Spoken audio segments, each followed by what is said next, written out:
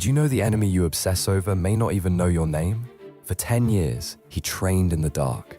Every scar, every sleepless night, every meal he refused, every comfort he walked away from, all of it was built around one face, one name, one rival who had humiliated him in a single moment and then simply moved on. He found the man at last, older now, calm, sitting by a fire like someone who had never carried a single grudge in his life. He said his own name slowly, waiting for recognition. The rival looked up with honest, empty eyes and said, "I'm sorry, I don't remember you." Not cruelty, just truth. And in that silence, the warrior felt the ground disappear beneath him, because the battle had never been out there.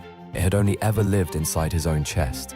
The most dangerous prison is the one you build around someone who never locked the door. Carry your story, but make sure it belongs to you. Follow Silent Resolve for more anime life lessons.